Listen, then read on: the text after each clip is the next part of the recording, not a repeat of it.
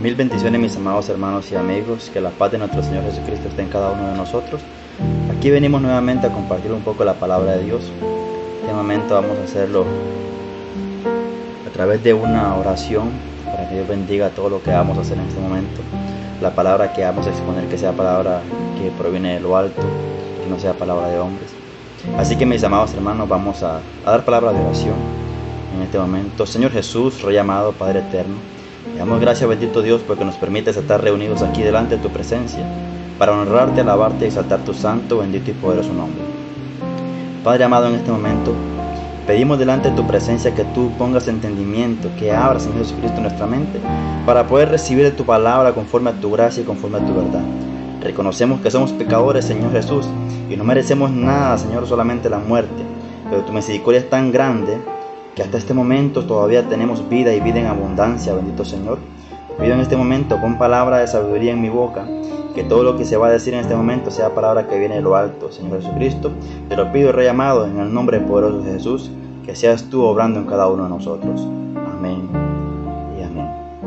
Bueno, mis amados hermanos, en este momento traemos una porción con un tema algo particular, amén.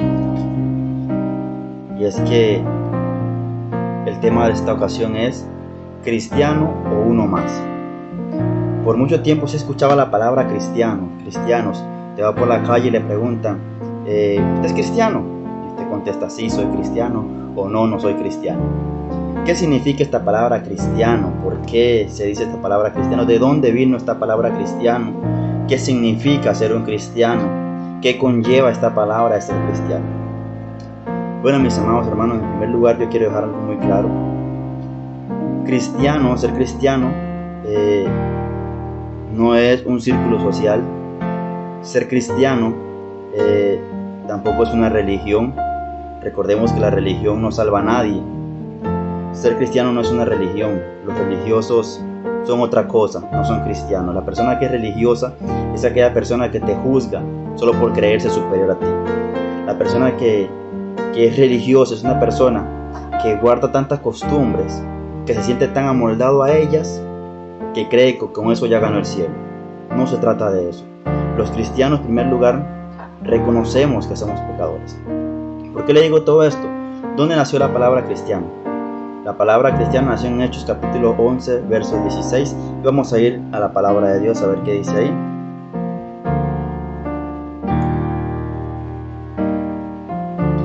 Hechos capítulo 11, verso 26, Hechos capítulo 11, verso 26, encontramos a Bernabé y a Pablo que fueron a predicar a Antioquía, amén. Y así la palabra de Dios, Hechos capítulo 11, verso 26. Vamos a leerlo desde el 25 y 26. Después fue Bernabé a Tarso para buscar a Saulo, y hallándole le trajo a Antioquía, y se congregaron allí todo un año con la iglesia, y enseñaron a mucha gente, y a los discípulos se les llamó cristiano por primera vez en Antioquía. Bien, aquí por primera vez se menciona la palabra cristianos en la Biblia. En Antioquía por primera vez se le llama cristianos a los discípulos, ¿verdad? Hablando principalmente de Saulo y de Bernabé, que estaban en Antioquía predicando. Dice que Bernabé fue a Tarso a buscar a Saulo, y hallándole lo trajo a Antioquía. ¿Qué estaban haciendo Pablo y Bernabé en Antioquía? Dice que ellos llegaron ahí, estuvieron congregados en la iglesia, enseñando a mucha gente. Dice que estuvieron enseñando. No dice que estaban juzgando, no dice que estaban criticando. No dicen que simplemente eran los jueces de ese país o ese lugar. No, señores. Pablo y Bernabé enseñaban. ¿Qué enseñaban? Malos hábitos, malas costumbres. No. Pablo y Bernabé enseñaban la palabra de Dios. Enseñaban cómo es que un cristiano tenía que ser. La palabra cristiano en realidad significa seguidor de Cristo, por lo cual no creo que sea necesario el explicarlo tanto, porque la misma frase lo dice, seguidor de Cristo. Y este es aquel que hace y actúa conforme a lo que hizo Cristo Jesús. Usted muy bien lo sabe, que Cristo Jesús no vino aquí a juzgar, no vino aquí a criticar. La mujer que fue hallada en el mismo hecho del adulterio. Dice que fue llevada donde estaba Jesús. Y dice que los fariseos le decían: Maestro, esta mujer fue hallada en el mismo acto de adulterio. ¿Qué hacemos? Según la ley de Moisés dice que hay que apedrear a esta mujer hasta que muera. ¿Tú qué dices? Siempre para tratar de tentar a Jesús.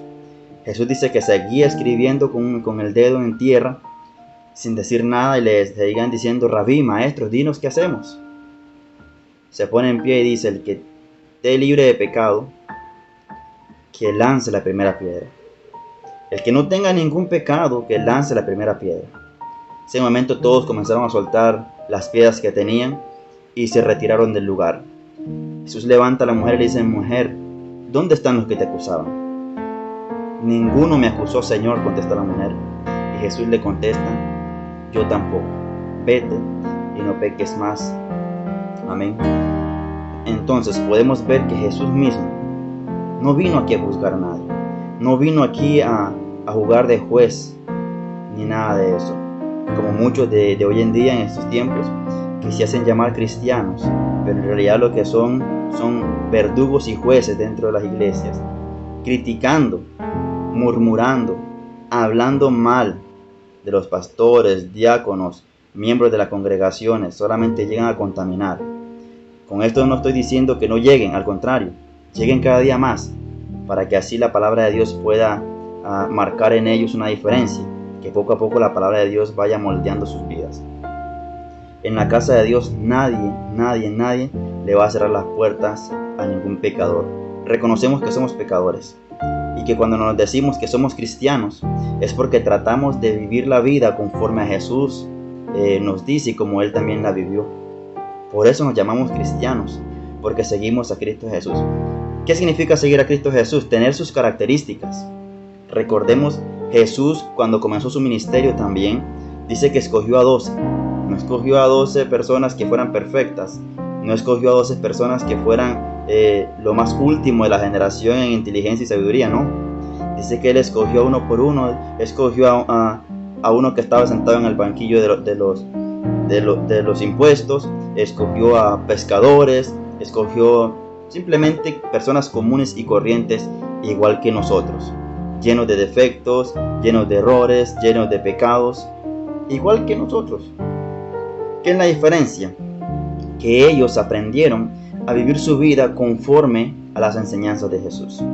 Muchas veces Jesús tuvo que exhortarlos y enseñarles por medio de parábolas. Ellos no entendían y le decían: Señor, dinos, explícanos qué significa esto. Porque queremos aprender, queremos saber qué está pasando aquí. ¿Qué significa saber las características de Jesús?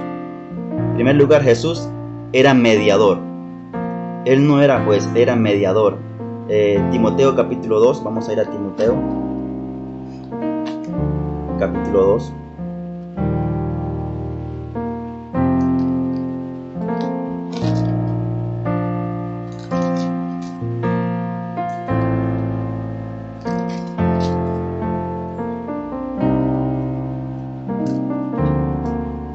Primera de Timoteo capítulo 2 versos 5 al 6. Primera de Timoteo capítulo 2 versos 5 al 6. Porque hay un solo Dios y un solo mediador entre Dios y los hombres, Jesucristo hombre, el cual se dio a sí mismo en rescate por todos, de los cuales se dio testimonio a su debido tiempo. Amén. Vemos que Jesús es mediador. Hay un solo mediador entre Dios y los hombres, Jesucristo hombre, el cual se entregó a sí mismo por rescate de todos, de lo cual se dio testimonio en su debido tiempo. Jesucristo no era juez. Jesucristo hasta este momento aún sigue siendo mediador para nuestros pecados.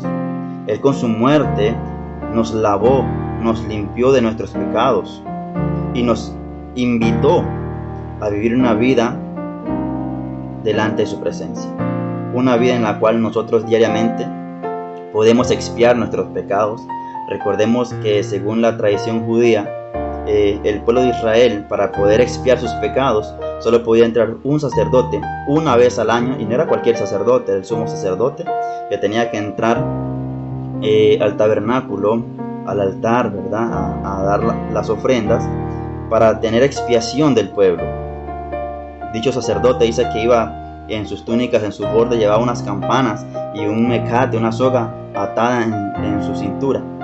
Cuando las campanas dejaban de sonar, comenzaban a tirar del mecate, porque sabían que la ofrenda había sido rechazada y el sacerdote había muerto. Y así volvían a meter a otro sacerdote hasta que Dios recibiera la expiación. Así que ahora nosotros no necesitamos un sacerdote que llegue a expiar los pecados nuestros, sino que nosotros podemos doblar rodillas. ¿Por qué? Porque ya Cristo Jesús hizo esa parte. Ya Él se entregó como sacrificio puro y santo para limpiarnos de nuestros pecados. Y nos invita a andar en una vida de rectitud, una vida en la cual podemos hacer conciencia si lo que estamos haciendo le agrada a Él o si lo que estamos haciendo es lo que Él haría en nuestra posición. Así que, mis amados hermanos, Jesús no es juez en este momento, está de mediador aún, está cumpliendo su actitud de mediador. También dice la palabra de Dios que Jesús es luz, luz en las tinieblas. Vamos a ir a San Juan capítulo 8, verso 12. San Juan 8, 12.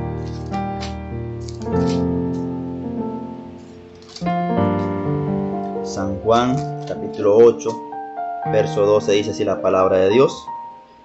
Otra vez Jesús les habló diciendo: yo soy la luz del mundo. El que me sigue no andará en tinieblas, sino que tendrá la luz de la vida.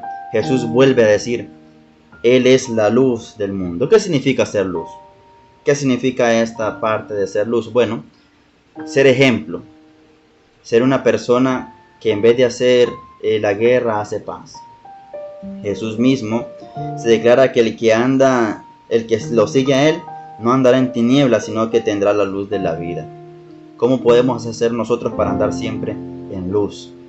Siempre cuando nosotros sabemos que el enemigo viene a nuestra vida, a nuestra mente, a querer entenebrecer nuestros pensamientos, tenemos que echar fuera y tener la autoridad para echar fuera este sentimiento que el enemigo quiere poner en nuestras vidas, con la cual va a intoxicar una vida espiritual que ha venido creciendo cada día más.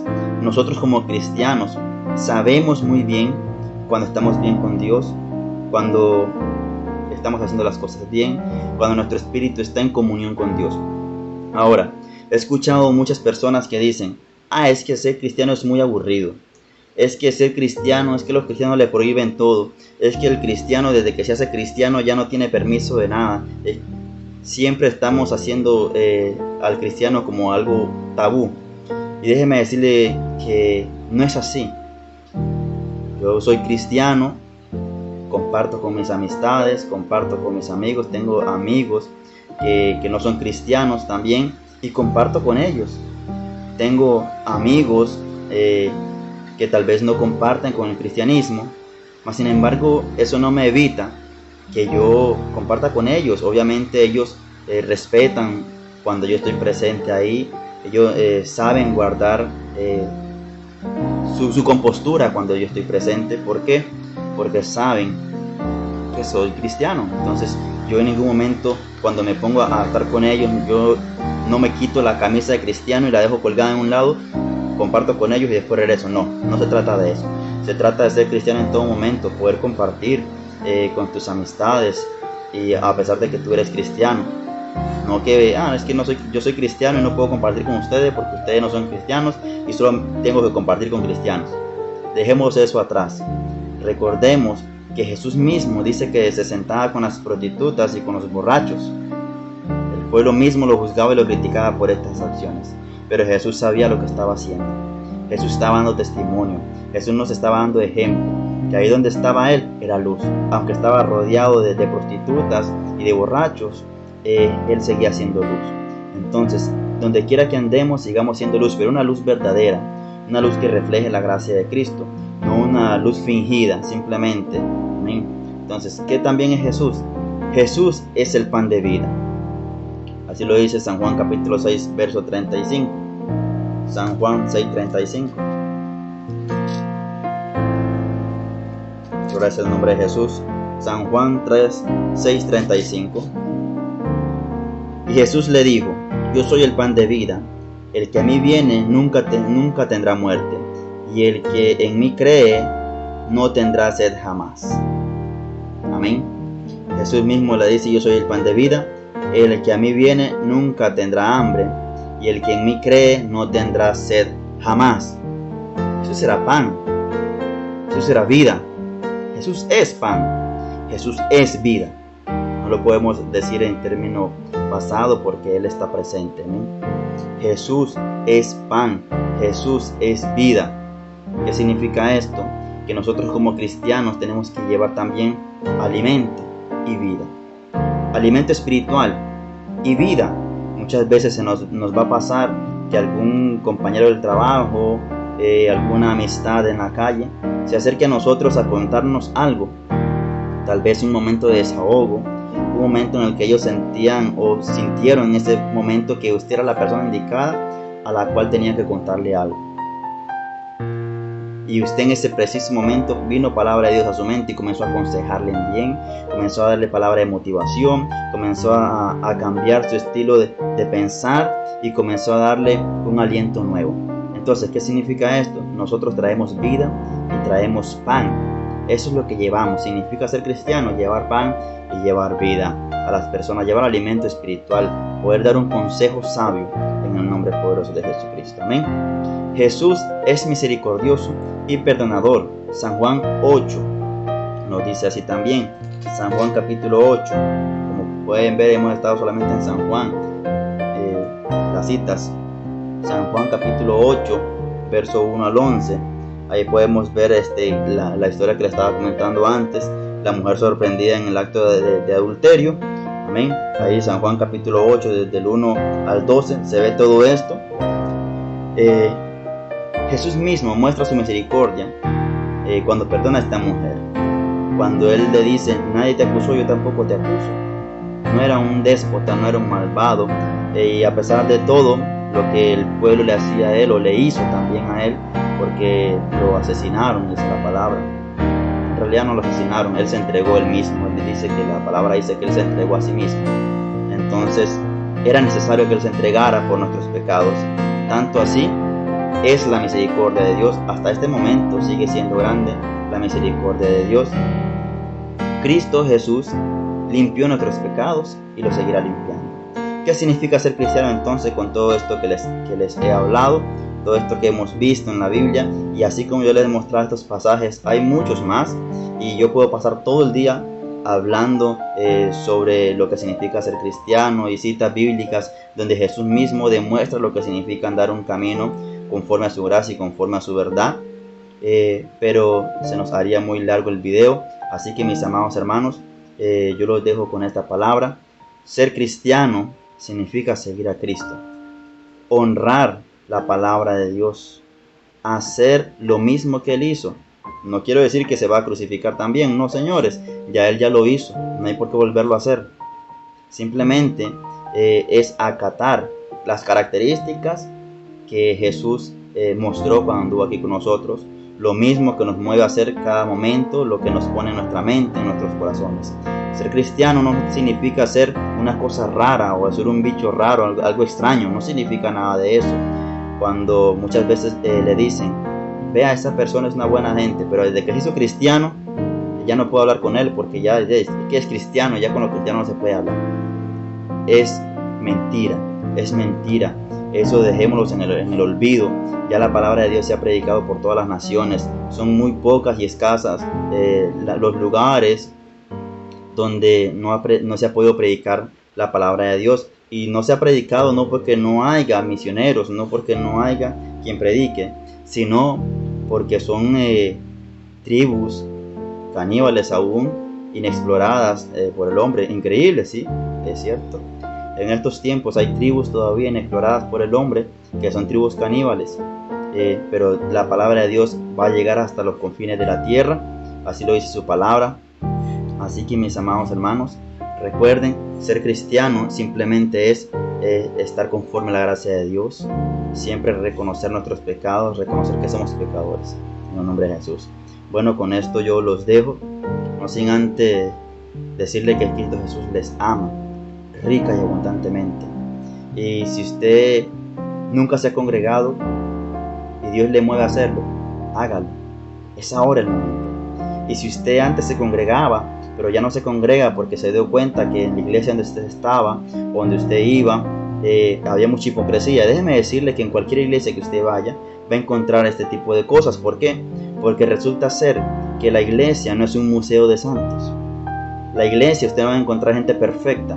La iglesia es un hospital de las almas heridas. Es un hospital donde nosotros estamos tratando de sanar nuestras vidas. Usted va a ver ahí mismo en las iglesias gente alcohólica. Usted va a ver gente pecadora, porque todos somos pecadores, pero queremos salir de esto. Queremos seguir adelante.